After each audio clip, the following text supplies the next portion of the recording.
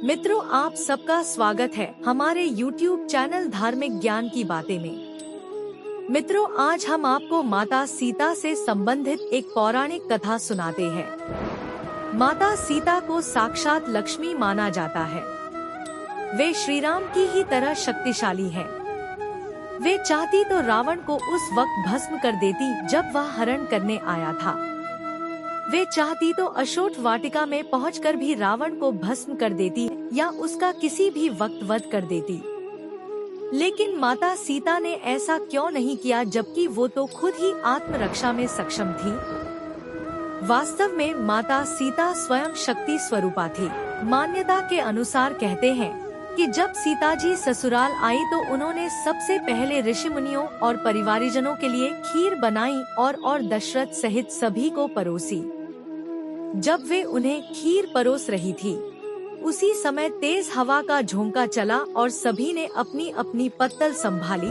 लेकिन उस दौरान राजा दशरथ की खीर में एक छोटा सा घास का तिनका आकर गिर गया। माता सीता ने उस तिनके को देख लिया था, परंतु खीर से वो तिनका सबके सामने कैसे निकाले, ये बड़ी दुविधा थी। तभी उन्होंने तिनके को दूर से घूरा और माँ सीता की दृष्टि से ही वो तिनका पुन उड़ा और हवा में ही राख बन गया। सीता जी को लगा कि उनका ये चमत्कार किसी ने नहीं देखा, लेकिन राजा दशरथ ने ये सब देख लिया था और वो समझ गए थे कि यह कोई साधारण स्त्री नहीं बल्कि जगत जननी है। उनके इस चमत्कार को देखकर वे डर भी गए थे। खीर खाने के बाद राजा दशरथ ने सीता जी से कहा कि आपका वह चमत्कार मैंने देख लिया है और अब मैं समझ गया हूँ कि आप कौन हैं। इसलिए आज आप मुझे एक वचन दीजिए कि जिस दृष्टि से आपने उस तिनके को देखा, उस दृष्टि से कभी किसी और को नहीं देखेंगी।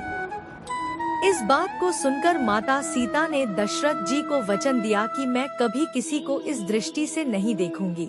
जब रावण ने उनका हरण किया था तो वो स्वयं ही उसे भस्म कर सकती थी, परंतु वो राजा दशरथ को दिए वचन से बंधी हुई थी। इसलिए जब रावण उनके करीब आने का प्रयास करता था या उन्हें धमकाता था तो वो उसे कुछ नहीं करती, बस हाथ में तिनका उठाकर घूरने लगती थी और उसके प्रति अपने क्रोध को नियंत्रित करती थी।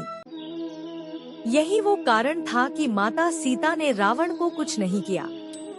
मित्रों, ज्ञान से परिपूर्ण ये सामग्री आप तक पहुंचाने में हमें बहुत मेहनत लगती है। इसलिए हमें सपोर्ट करने के लिए हमारे चैनल को सब्सक्राइब जरूर करें और कमेंट में जय सिया राम जरूर लिखें।